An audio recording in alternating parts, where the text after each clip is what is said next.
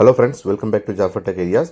இன்றைக்கி SPO notice போர்டில், அதாவது 7/5/2026 ஸோ நிறையா இன்ஃபர்மேஷன்ஸ் வந்து கொடுத்துருக்காங்க. ஒரு 10 டாப்பிக்கில் வந்து டீட்டெயில்ஸ் வந்து சங்கர் சார் சொல்லியிருக்காரு. ஸோ நீங்கள் இது வரைக்கும் கேட்காம இருந்தீங்கன்னா ஃபஸ்ட் அதை கேட்டுருங்க. அவர் டீட்டெயில் எக்ஸ்பிளைன் பண்ணியிருப்பார். நான் அதில் சிம்பிளாக அதில் உள்ள பாயிண்ட்ஸ் மட்டும் எடுத்து உங்களுக்கு நான் இன்ஃபர்மேஷனாக கொடுக்குறேன்.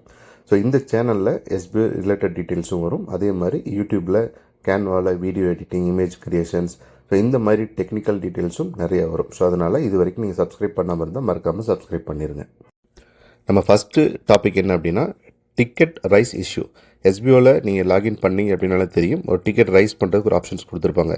அதாவது உங்களுக்கு ஏதாவது இஷ்யூ இருந்துச்சு அப்படின்னா நீங்கள் அதில் வந்து டிக்கெட் ரைஸ் பண்ணிங்க அப்படின்னா, அதாவது உங்கள் டீட்டெயில்ஸு என்னென்ன இஷ்யூ இருக்குது, ப்ராப்பராக ஸ்க்ரீன்ஷாட்டு இதெல்லாம் அட்டாச் பண்ணிங்க அப்படின்னா உங்களுக்கு வந்து எஸ்பிஓ சைட்லேருந்து 24 to 48 ஹவர்ஸ்க்குள்ளே உங்களுக்கு வந்து ரிப்ளை கிடைக்கும்.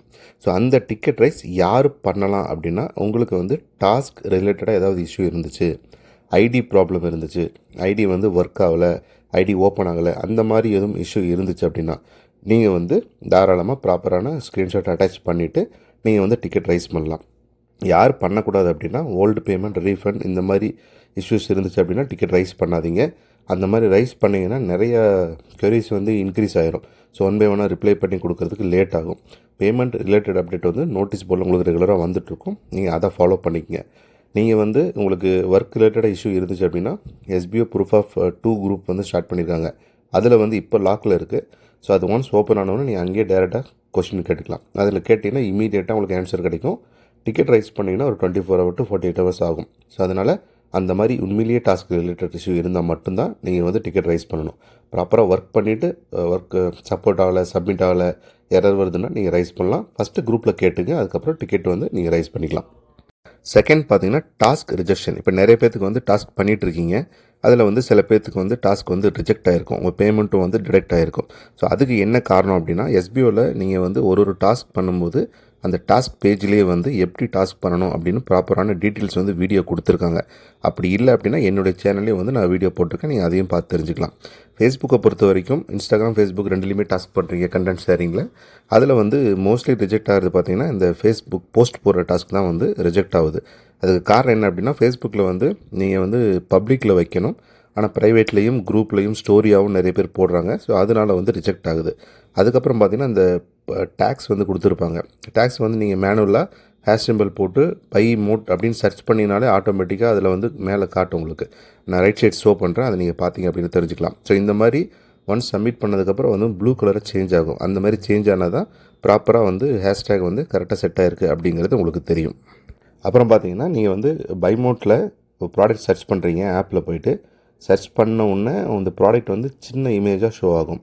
அந்த இமேஜை நீங்கள் கிளிக் பண்ணி ஓப்பன் பண்ணணும். ஓப்பன் பண்ணிங்க அப்படின்னு தான் ஃபுல் ஸ்க்ரீன் வரும். அதை நீங்கள் ப்ராப்பராக டைட்டில் தெரிகிற மாதிரி, இமேஜ் தெரிகிற மாதிரி ஸ்க்ரீன்ஷாட் எடுக்கணும்.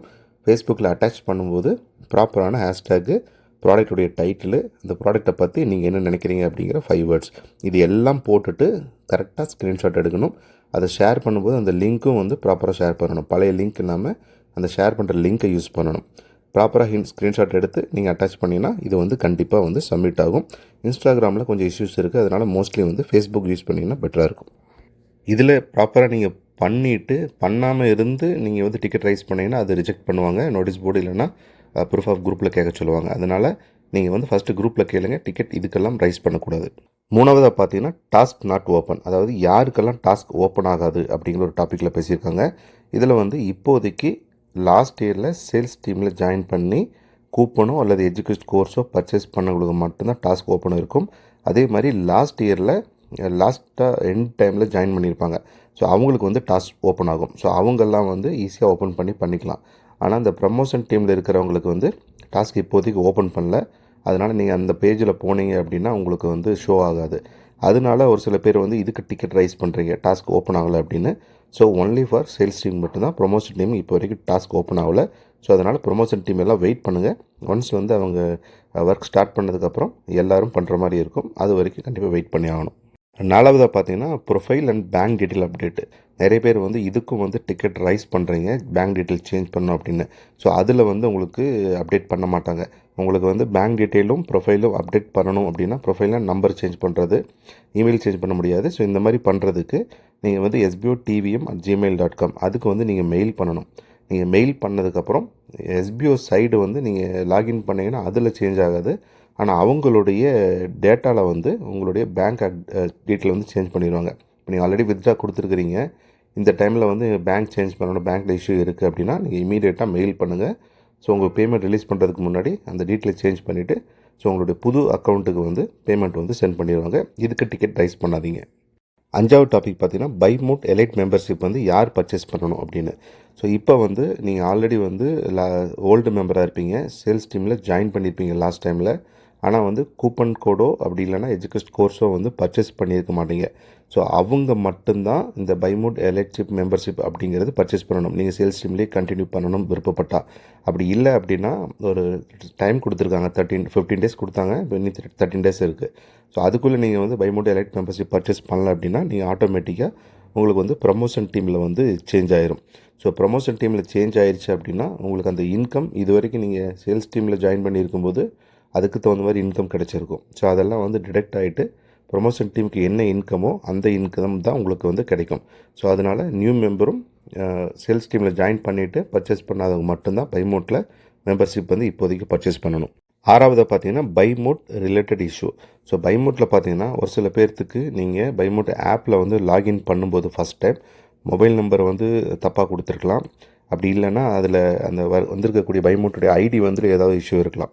ஸோ அந்த மாதிரி இஷ்யூ இருந்துச்சு அப்படின்னா பைமோட்டில் நீங்கள் நான் சைடில் இமேஜ் ஷோ பண்ணுறேன், அதில் கான்டாக்ட் அஸ்னு ஒரு ஆப்ஷன் இருக்கும் ஆப்பில். அந்த இதில் போனீங்கன்னா வாட்ஸ்அப் கேர் அப்படின்னு ஆப்ஷன் இருக்குது. ஸோ அதில் போயிட்டு உங்களுக்கு அந்த பைமோட் ரிலேட்டடாக ஏதாவது சேஞ்ச் பண்ணணும், மொபைல் நம்பரு, இமெயில் ஐடி இந்த மாதிரி விஷயங்கள் சேஞ்ச் பண்ணணும் அப்படின்னா அவங்களுக்கு ரெக்வஸ்ட் பண்ணிங்கன்னா இமீடியட்டாக வாட்ஸ்அப்பில் உங்களுக்கு ரிப்ளை பண்ணுவாங்க. உங்கள் ஐடியும் எஸ்பிஐ ஐடி டீட்டெயில் கொடுத்தீங்க அப்படின்னா அவங்களுக்கு வந்து சேஞ்ச் பண்ணி கொடுத்துருவாங்க. ஸோ இதுக்கெல்லாம் கண்டிப்பாக டிக்கெட் ரைஸ் பண்ணாதீங்க. இது டேரெக்டாக பைமோட் வந்து உங்களுக்கு ப்ராப்பராக சப்போர்ட் பண்ணுவாங்க இமீடியட்டாக.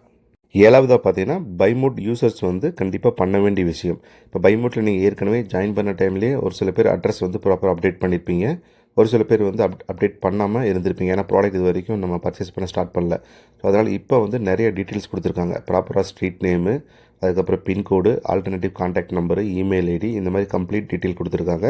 ஸோ அதை எகைன் எல்லா மெம்பர்ஸும் கண்டிப்பாக பைமோட் ஆப் ஓப்பன் பண்ணி அதில் இருக்கிற டீட்டெயில்ஸ் எல்லாமே நீங்கள் வந்து கண்டிப்பாக மறுபடியும் ஃபில்அப் பண்ணுங்கள். ஃபில்அப் பண்ணிங்க அப்படின்னா தான் ஃப்யூச்சரில் வந்து உங்களுக்கு இந்த ப்ராடக்ட் வந்து நீங்கள் ஆர்டர் பண்ணிங்கன்னா உங்களுக்கு வந்து கரெக்டான ஒரு டெலிவரி வந்து கிடைக்கும். ஸோ அதனால் மறக்காமல் பைமோட் ஆப்பில் லாகின் பண்ணிவிட்டு உங்கள் ப்ரொஃபைலை வந்து அப்டேட் பண்ணிடுங்க. 8வது பார்த்தீங்கன்னா wallet amount deduction and ID suspend. So யாருக்கெல்லாம் வந்து வாலெட் அமௌண்ட் வந்து டிடெக்ட் ஆகும், யாருடைய ஐடியெல்லாம் இனிமேல் சஸ்பெண்ட் ஆக போகுது அப்படிங்கிற டீட்டெயில்ஸ். இதில் வந்து நீங்கள் ஏற்கனவே சொன்ன மாதிரி லாஸ்ட் இயரில் சேல்ஸில் ஜாயின் பண்ணியிருப்பீங்க, ஆனால் பைமோட்டோ இல்லைனா எஜுகேஷனோ பர்ச்சேஸ் பண்ணாமல் இருந்திருப்பீங்க.